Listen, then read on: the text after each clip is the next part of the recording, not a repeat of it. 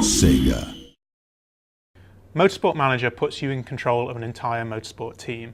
You're in charge of everything from hiring and firing of the drivers and the staff, developing your car and headquarters, and making those all-important decisions that ultimately decide whether you win or lose. To become a champion, you'll need to build your team, master the tech, and make the right calls to win the race. In this series of videos, we're going to guide you through what it takes to kickstart your career as a motorsport manager.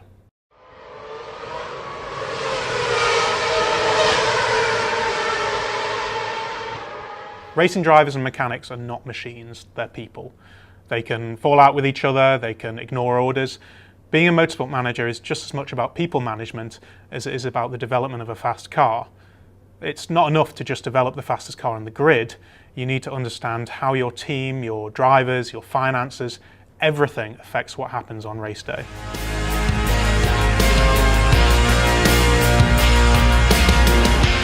I'm here with Sam White, who is the art director for Motorsport Manager.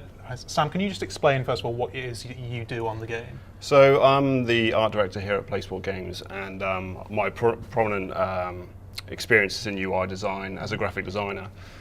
So my job here is to work on the UI specifically, but then also help the artists guide them in the direction that we want to take the game.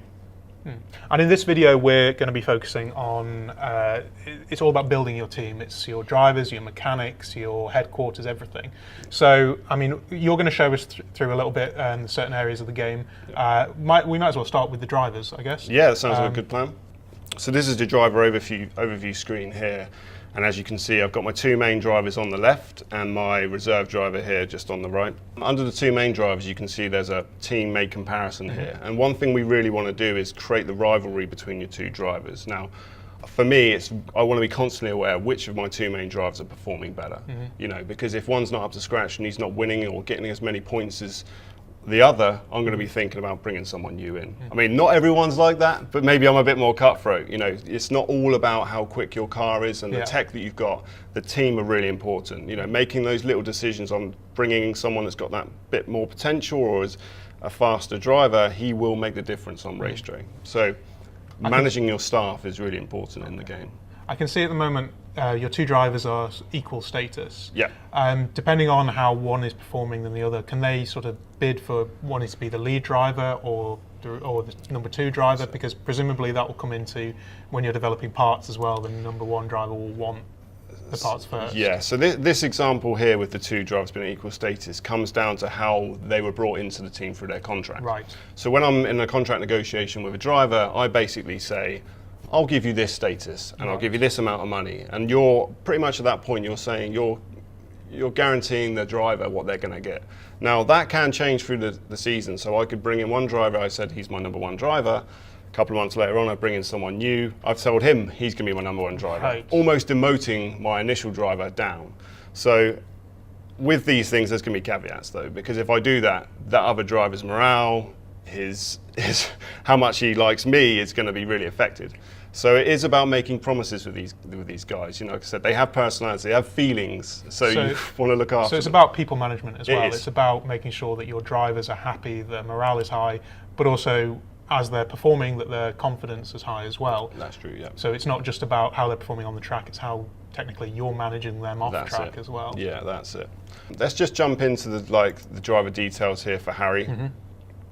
Now there's quite a lot of stats here, but the fundamentals are his star rating here is made up from his driver stats. Right. And as you can see here, they're all broken down from braking to cornering to smoothness, and everything that will impact how he does on the track.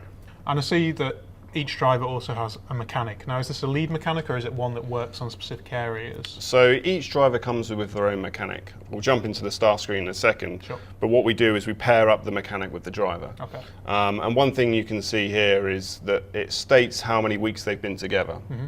And what you get, the longer they've been together, the longer the relationship of those two is built, the better bonuses you're going to get come race day. Right. So in this scenario here, they've only had 2 weeks together, so the bar is empty.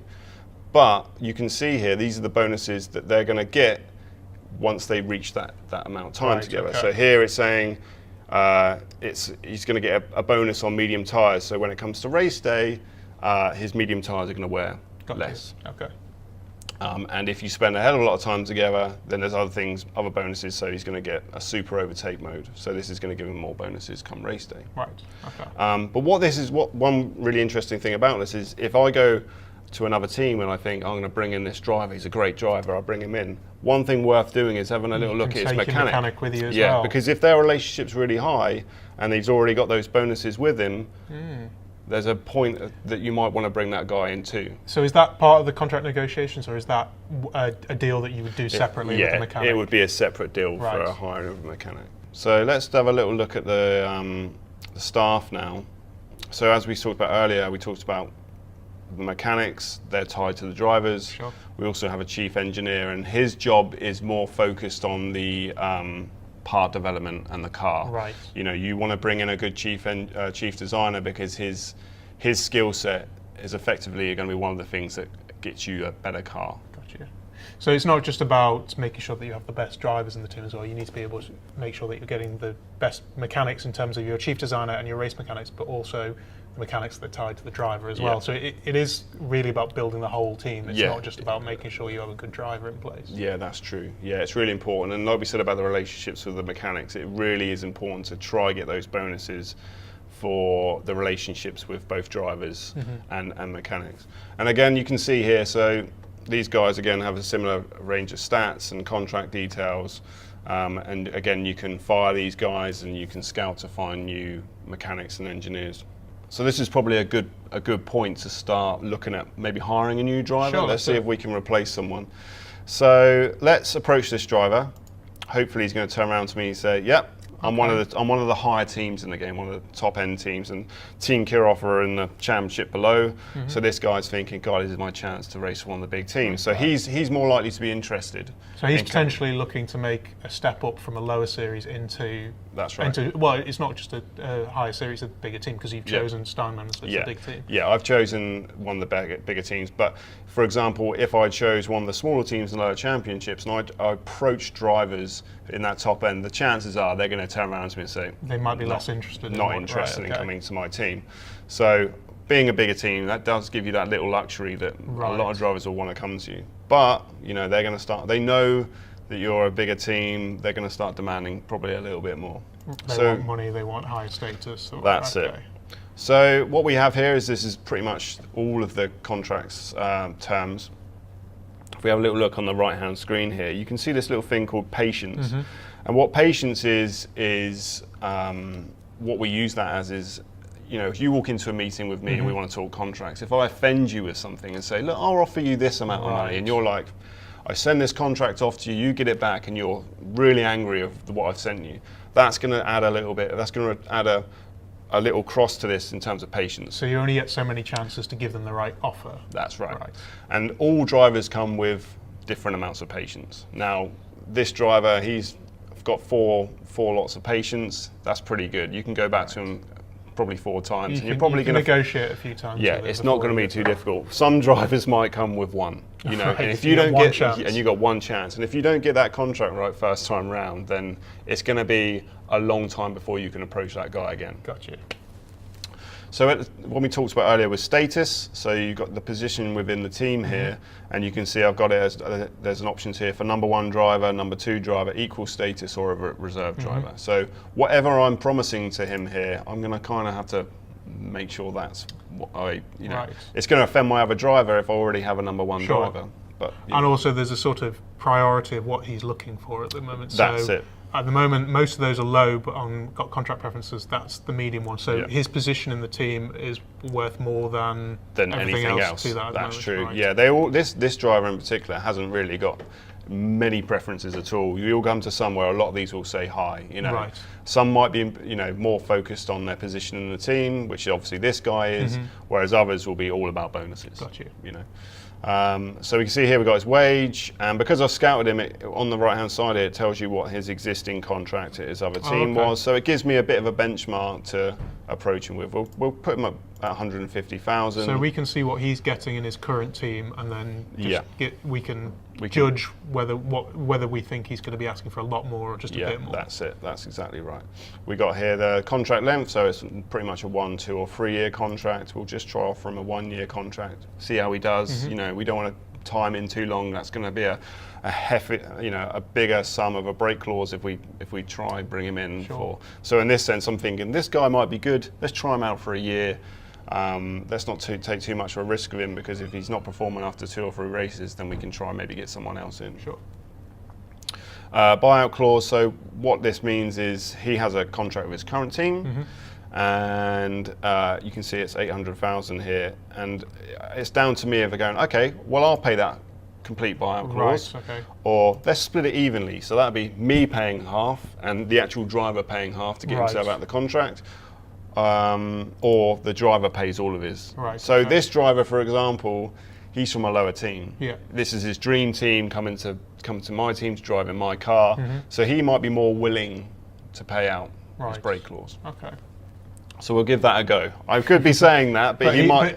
But there's every chance that he'll come back and say no, and then we'll try again with it. There's a good chance. But looking at he's got 4 lots of patience, there's a good chance. We can do some negotiating. There's a bit of wiggle room there. So let's start low and work our way up. So we've got bonuses here. We can add bonuses for signing on fees, qualifying bonuses, and race bonuses.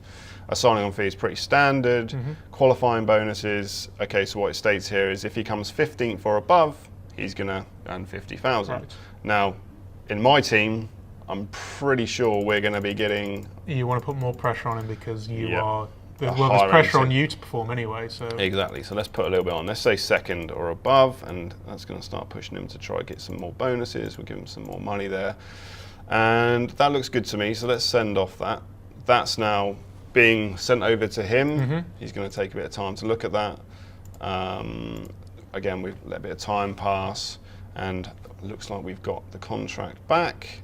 We pop to our driver's screen, and on the right hand side here, this panel is all about driver negotiations. Now, one thing that's really good, what you can do is, I've gone to this particular driver, but I can negotiate as many contracts with different people all at once if I want to. So I can be teeing up all different kinds of options, all different kind of drivers, and it's down to me which one I choose effectively. And that's the same whether it's a driver, a mechanic, or a designer? Exactly the same, yeah.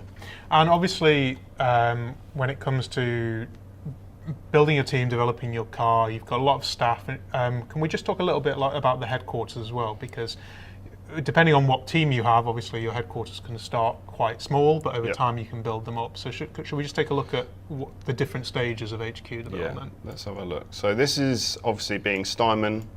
This is one of the top end teams. So their HQ is, at this point, it's quite vast, it's quite big. They're quite a lot further forward than most other teams.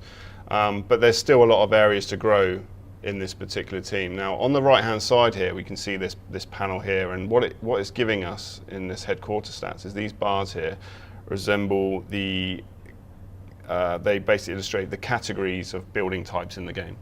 So we have the brand buildings, we have the staff buildings, performance, factory, and design center.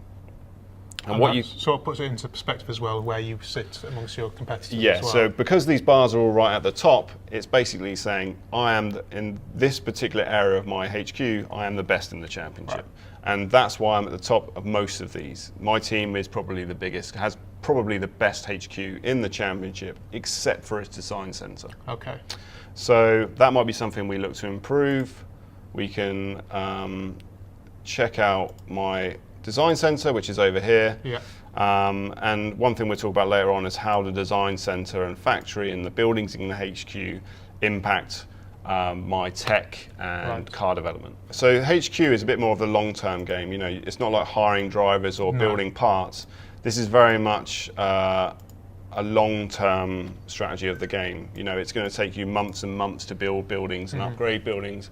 So, and it's expensive. It's not going to be cheap to, building a new factory over bringing in a new mechanic is going to be really expensive. But these long-term decisions are going to be the things that effectively give you a better car long-term. So ultimately this will come down to which is what is our next video, which is mastering the technology, and each design, whether it's the factory, the design center, the test track, these will all affect different areas of how you can develop your car over time as well. That's it, yeah, it will. And here you can see on this part of the screen, you can see that your current knowledge, we'll go into this a bit in car development, but it's basically all the buildings are relating back to the part development of the game. And at this point, I've got what states as epic, is saying I have the highest opportunity to build the best parts with the current facilities that I have. Because now I've pretty much upgraded everything to the max level, I now have the opportunity to build much better parts. Sure.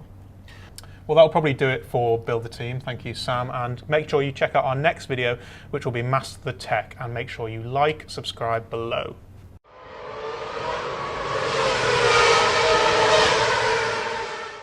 Stay tuned for our next video in the series, which will be Master the Tech, and keep up with all the latest from Motorsport Manager by clicking the subscribe button below.